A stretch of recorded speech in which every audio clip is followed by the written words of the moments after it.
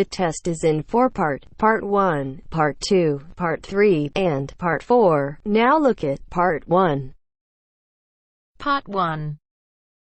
You will hear a man, Martin Hill, phoning an estate agent in order to find some accommodation. First, you have some time to look at questions 1 to 3.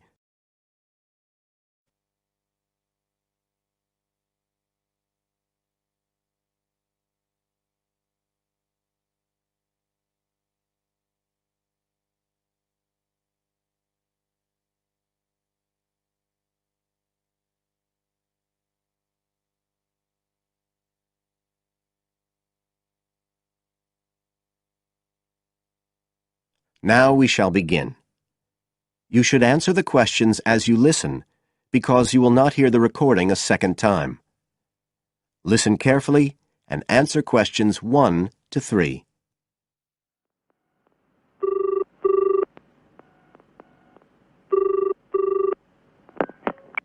Hello, Brindle's estate agents here. How may I help you? Oh, good morning. I'm ringing to see what flats you have for rent at the moment. Right. Can I start by just taking your name, Mr. Hill. Martin Hill. Right. And are you looking for a flat for yourself or, a family, perhaps? Well, it's for 3 of us, myself and 2 friends. We're going to share together. I see. What about employment? Are you all students? Oh, no, we've all got full-time jobs. 2 of us work in the central bank, that's Chris and me, and Phil, that's the other one, is working for Hallam Cars, you know, at the factory about 2 miles out of town. I'll put you down as young professionals then. And I suppose you'll be looking for somewhere with 3 bedrooms? Yeah, at least 3. But actually, we'd rather have a 4th room as well, if we can afford it, for friends staying over and stuff.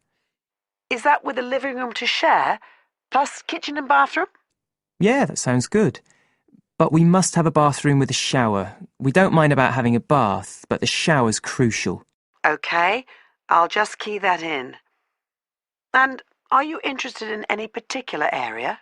Well, the city centre would be good for me and Chris, so that's our first preference. But we'd consider anything in the west suburbs as well, really. Actually, for Phil, that'd be better, but he knows he's outnumbered. But we aren't interested in the north or the east of the city. OK, I'm just getting up all the flats on our books. Now you have some time to look at questions 4 to 10.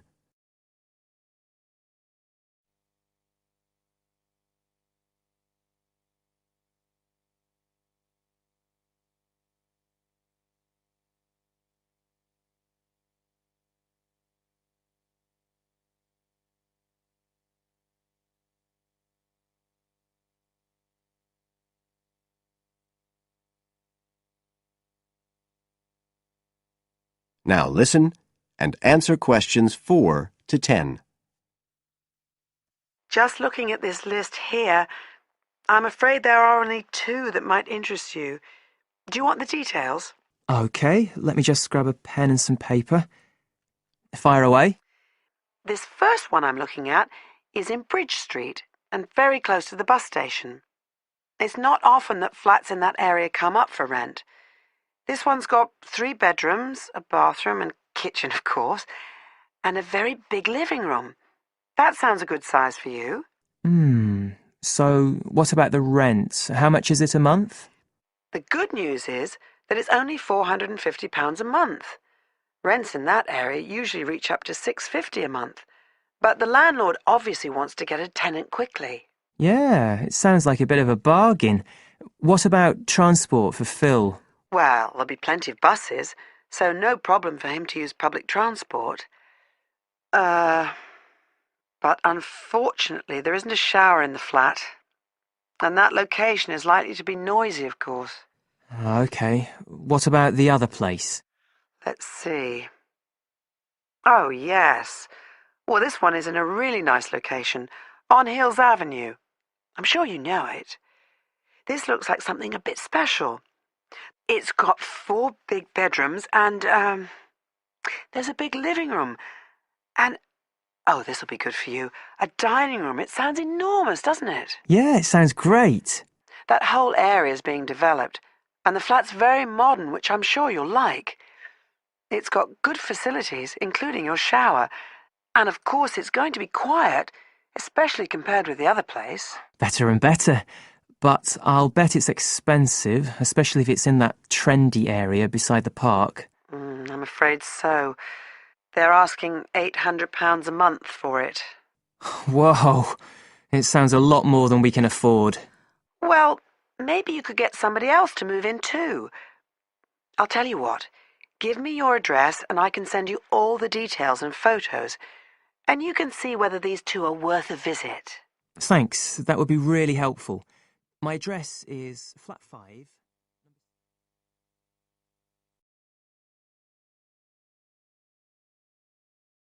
That is the end of part 1. You now have half a minute to check your answers.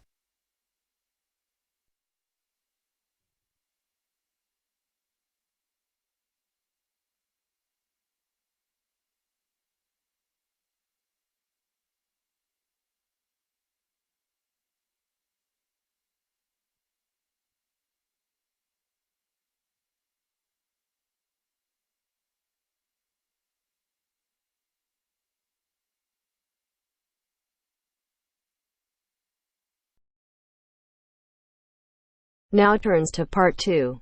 Part 2. You will hear a tour guide talking to her tour group. First, you will have time to look at questions 11 to 16.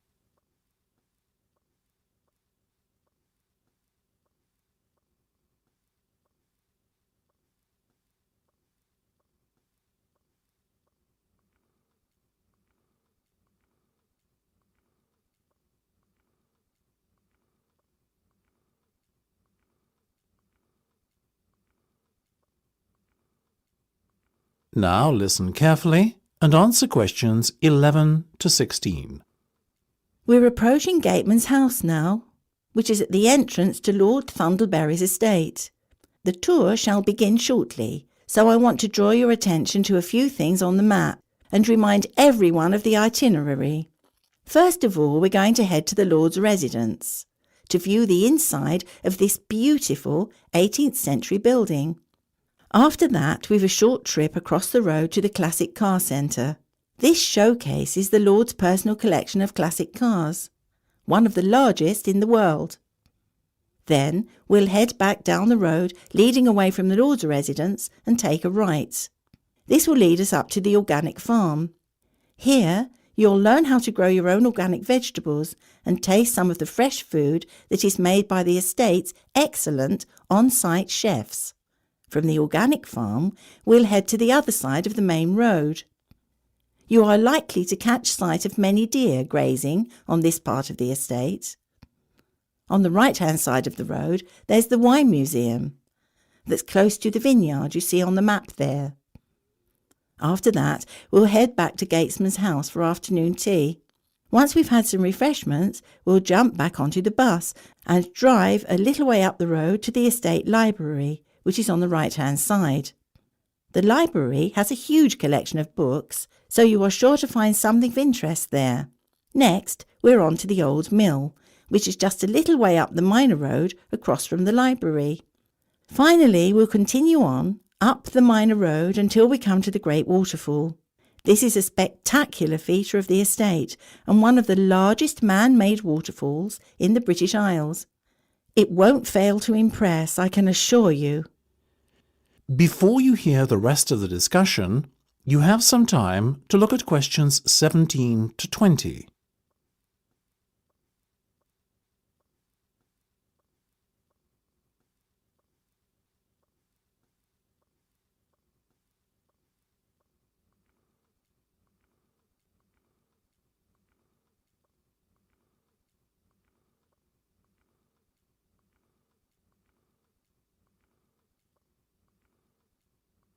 Now listen and answer questions 17 to 20. Now, I just have a few guidelines to outline before we embark on our tour. First of all, please bear in mind that this is the private residence of the Lord. as it is a privilege to be shown around the estate. The estate is only open for pre-arranged visits. I would ask all of you to be on the best possible conduct and keep noise levels down in consideration of the people who live and work here. This is, after all, a fully functional estate and the main residency of Lord Thundleberry himself. Please refrain from wandering away from the main tour party. Areas of the estate which have restricted access should not be trespassed under any circumstances. If anyone fails to observe these rules, our tour group could be evicted immediately. Finally, it will be some time before we return to the gatesman's house for afternoon tea.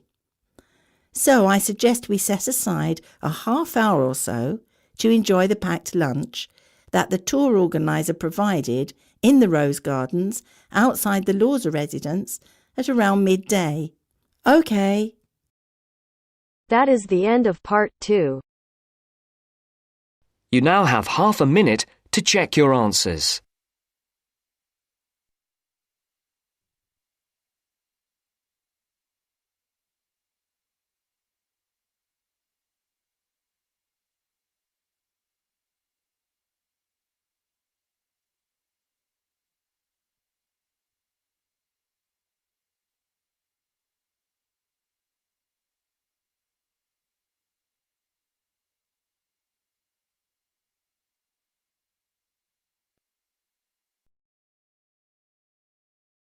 Now turns to part 3. Part 3. You will hear two medical students, Caitlin and Hideki, discussing options for courses. You now have 15 seconds to read questions 21 to 23.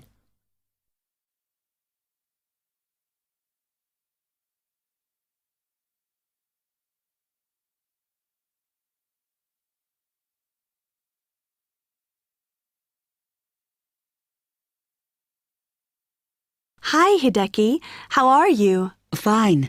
I'm glad I bumped into you. Have you got 5 minutes to sit down and discuss our extra course options for next term? Yeah, sure. You mean the support courses for our modules? Yes.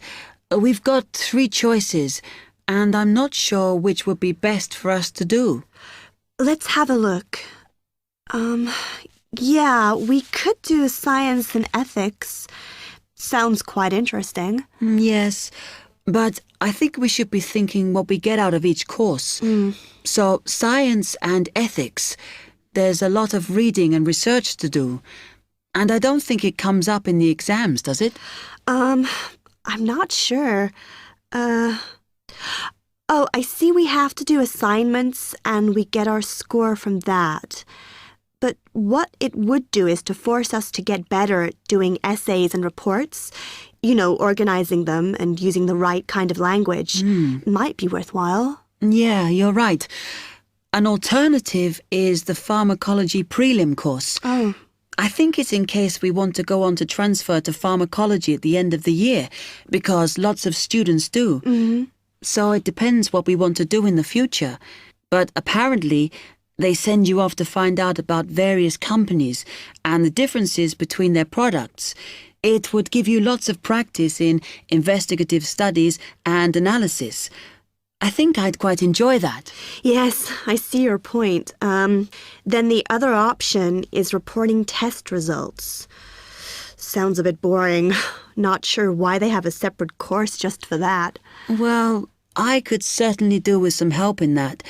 Because if you go out into industry, that's what you'll spend most of your time doing. So it's got a very practical application. I think I'm going to go for pharmacology. Me too. You now have 30 seconds to read questions 24 to 30.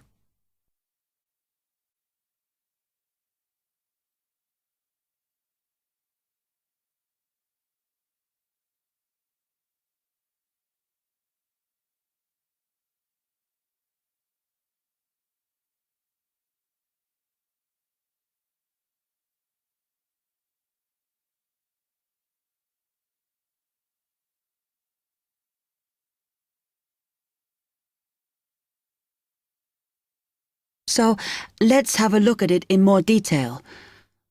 Oh, goodness. If we do pharmacology, then we have to do a supplementary maths course. Oh no, that's not fair. Mind you, I think I need it. Does that mean we have twice as many lectures? No, this maths is only a short course. The chemistry department are responsible and they do it in the 3rd term. So we've got all next term to settle into the pharmacology bit. Oh, I find the tutor makes a real difference. Some of them make chemistry so easy, and some of them I can't understand at all. Like that one we had from Oxford University. Oh. Mind you, the one on this course should make sense because he's a lecturer who's coming in for a few weeks from industry. So at least it'll be linked to the real world. Yeah.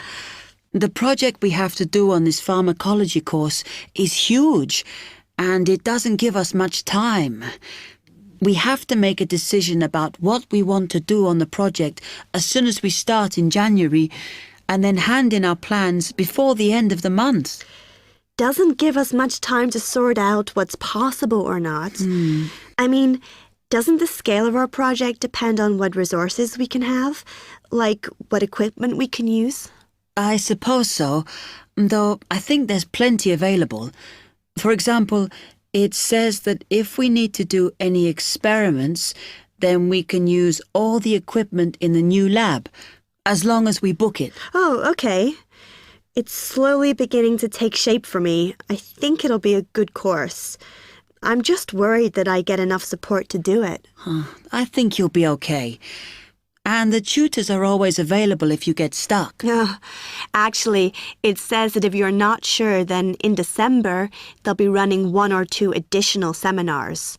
So I might go to those. Actually, what's quite interesting is that at the end of the course, when our project is completed, then we have to do a presentation on it. Oh. I think that's quite good practice. A bit scary, though. Well, it shouldn't be too bad, as they say that we can do it in pairs. Spread the load, as it were. Good.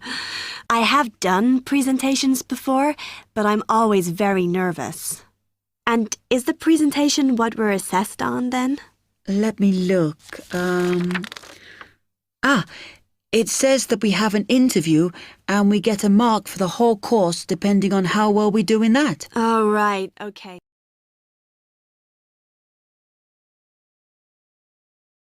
That is the end of part 3. You now have half a minute to check your answers.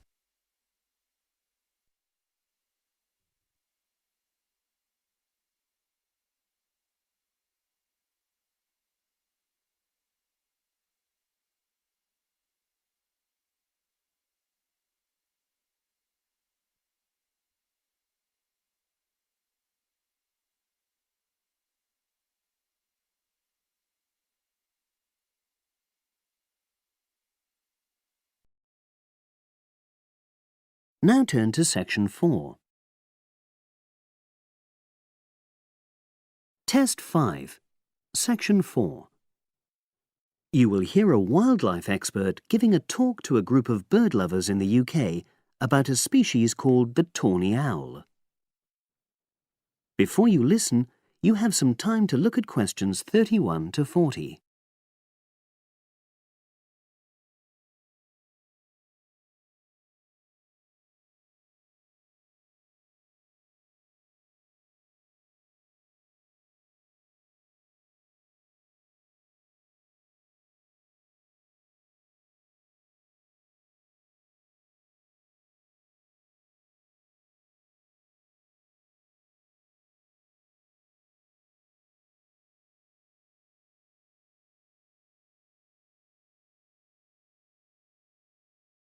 Now listen and answer questions 31 to 40.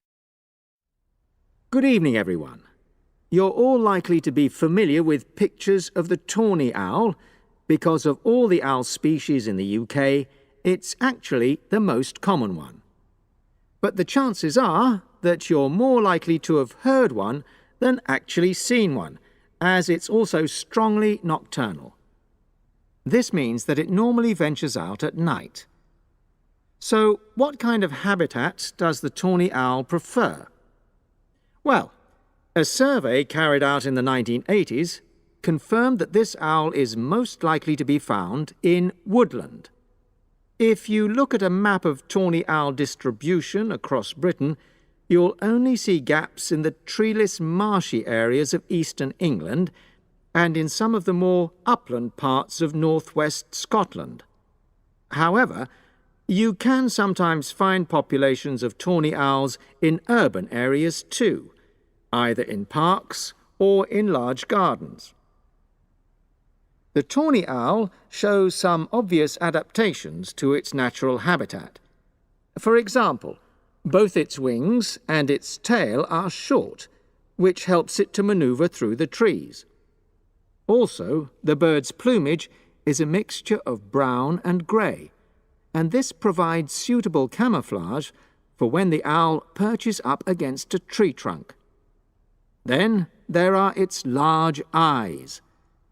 The tawny owl's visual capacities are considerably better than those of humans, and although it can't see in complete darkness, it's sufficiently well equipped to be able to navigate its way around woodland on all but the most overcast nights.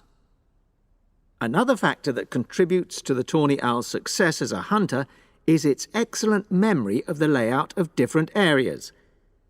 If you combine this ability with the owl's strongly territorial and sedentary nature, most populations of tawny owl are sit-and-wait predators, you realize that it has a good opportunity to predict where prey might be found.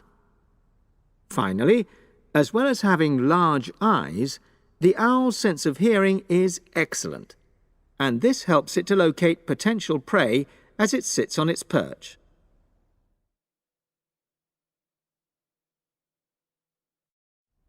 Turning now to the tawny owl's diet. Woodland tawny owls feed mainly on mammals, especially small ones, such as wood mice and bank voles. But they'll also take things like frogs or bats, or even fish, if they happen to be available. In urbanized landscapes, the owls seem to prey more on birds. So there are some differences there. Let's just look briefly now at survival rates in the tawny owl.